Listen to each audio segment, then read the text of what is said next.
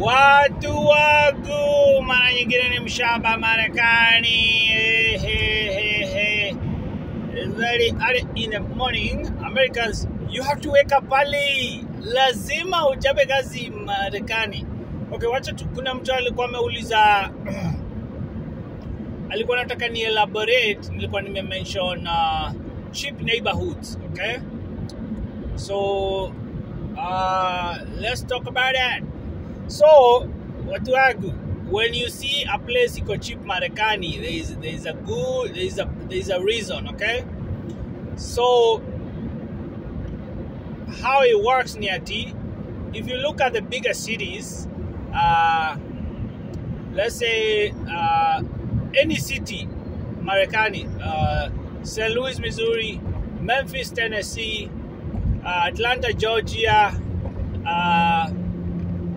Philadelphia, okay,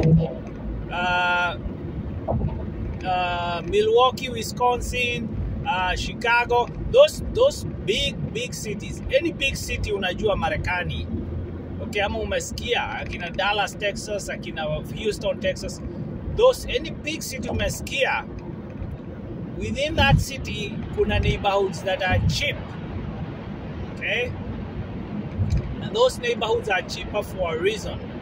So utapata rent iko very cheap, okay. Characteristic ya hizo neighborhood ni ati the rent is very cheap. Utapata either kuna watu weusi wengi wanaishi, okay, there are also other ones kwenye wazungu wengi wanaishi, okay. So it's not ati ni watu weusi peke yake. So those cheap neighborhoods, what happened in Marekani ni ati wale wase wakona, because of the cost of living. So because of the cost of living inakuanga high, what happens ni ati wale wase wakona pesa, they can afford, they wanaweza afford to live in the nicer places. Now when they start moving in a place and they start buying properties, the property value ya hiyo place yupanda. So then ikipanda, property taxes inakuwa so high, okay, rent inakuwa so high. So mtu wa kawaida analemewa ku afford to live in such an area. And then what happens if you can no longer live in such an area? Mnasukumwa nyinyi wote mnaenda to a cheaper area. Now what does that mean? Mkisukumwa in a cheaper area, amna the enough resources, okay? What happens mkisukumwa in a cheaper area? It's a man-eat-man society, okay? So ni everybody for themselves. So ujue nyinyi wote, you're not doing very good financially. Maybe amna job, wengine wako involved na crime. So wanaanza crime inakuwa high, because everybody's trying to make a living. Na especially sio kila mtu anaweza pata job. Alafu utapata some places they can't even hawezi kuacha ukwe na apartment kama uko na criminal record, kama uko na felony. So guess what? Those cheaper places, they will be able, unaelewa, kwenda maybe kuishi na watu wao, okay? So say they can't, mse wezi pata job, what happens? You're gonna have to get involved na to business shady ama crime, even though uweze ku make a living. So all those people, they get pushed into an area kwenye wanaweza afford. Na inamaanisha even if wanaenda kazi, not everybody is going to work. Na wenye wanaenda, they're not even making a lot of that money. So everybody ni desperate huko. So you understand, watu wakisha kwanza desperate, and there are so many things inakuwa involved. Kuna wase wanaanza wanatumia drugs huko, kuna wase wanauza drugs huko, kuna wase, yani kuna element za wase, yani wanaishi maisha hivyo, the hard life. So hakuna watu wengi wanataka kununua nyumba huko ama kurent huko. So vitu za huko zinaanza kuwa cheaper, okay?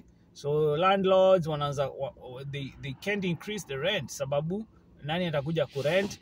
So and wale watu watarent huko, they're not even making that much money. So they cannot put the rent so high because nani atakaa kwa hizo nyumba. So these places, they become cheap. Alafu also utapata wale wase wanapata assistant ya government, most of the housing utasikia kama section 8 housing, utapata kuna zenye saa ziko huko. So hizo place they are cheaper. So utapata mostly zinakuanga ghetto, okay, ghetto, and because they are very dangerous, okay. So and you will see every city has a place like that. Utaanza kuona a lot of liquor stores, duka mingi za pombe, utaanza kuona fast food, duka mingi za fast food, wanauza ma fast food nini, sijui hot wings, hot chicken, a lot of gas station, unaenda unapata wase wana hang out kwa gas station, and you will get the vibe of that place. Also, there is another thing cause ya wale wase, then also nitaguzia hapo, because of such neighborhoods, watu wako desperate, okay, watu wa huko, especially the young men, wameform to gangs, okay.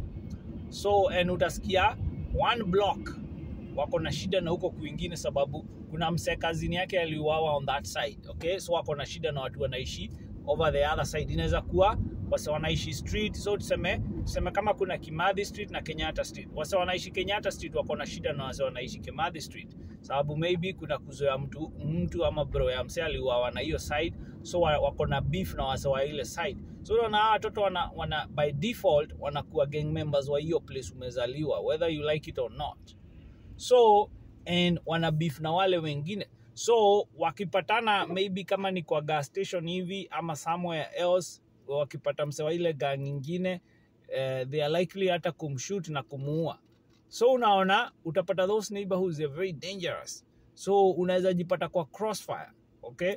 Utapata huko wase wanaendesha gari vibaya, yani unaelewa, yani wase hawana anything to lose, they don't care. Au ni wase the most dangerous people. Mse hana anything to lose ni mse dangerous sana.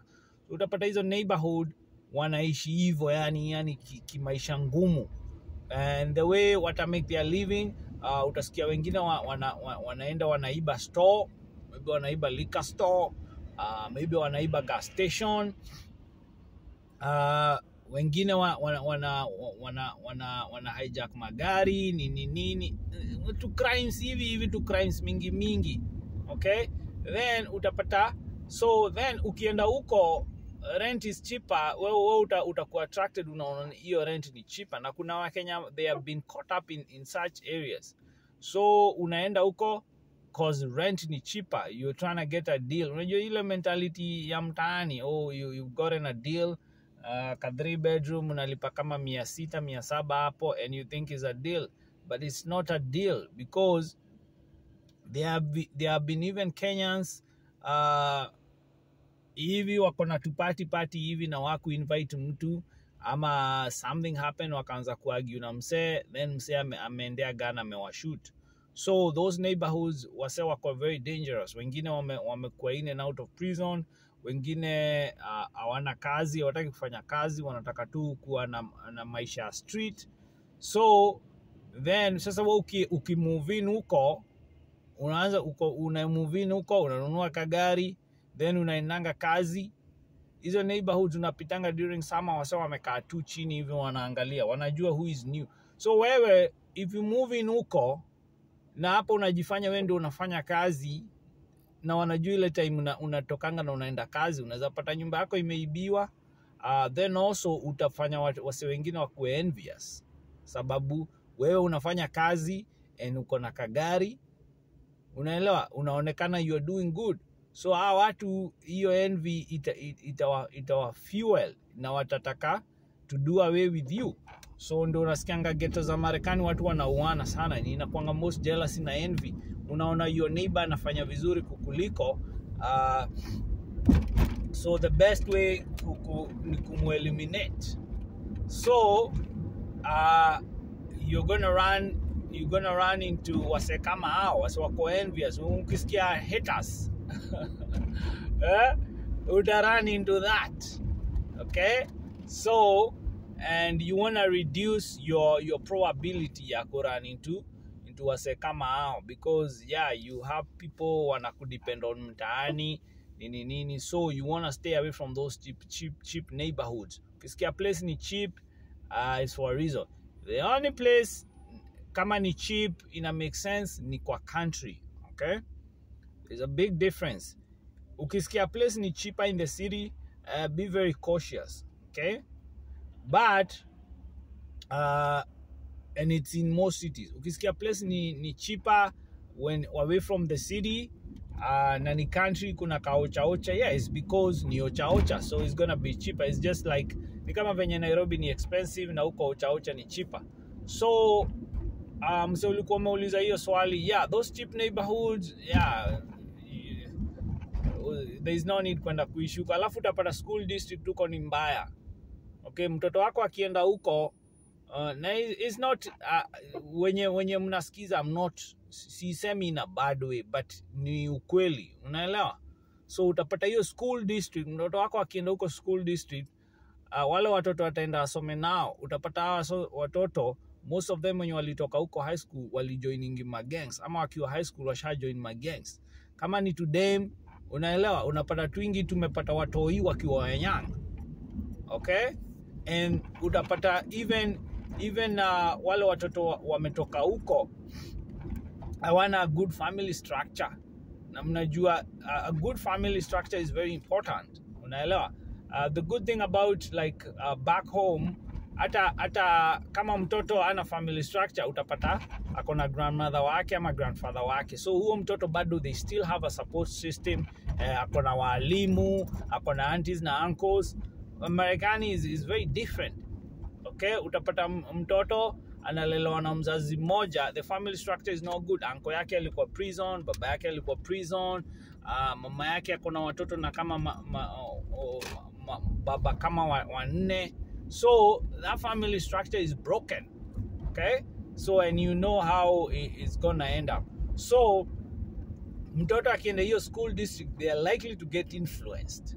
Okay, watakuwa influenced, they are gonna get influenced, either watajoin gang, kama ni kadem, maybe katataka kupata watoi kakiwa kayang, so and so forth. So it's not a good place. Alafu sasa hiyo place hata ukinunua nyumba, property value is hiyo nyumba itakuwa ina increase na value vizuri, sababu hakuna wase wanataka kumove in huko because of crime.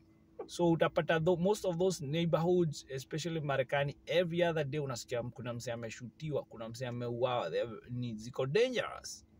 Enda uangalia kama venye tuliongea, enda uangalia big city kama St. Louis, Missouri. Nimeishi St. Louis, Missouri. It's a very dangerous city. Okay? Enda place kama Memphis, Tennessee. Enda place kama Gary, Indiana. Enda some parts, enda Chicago.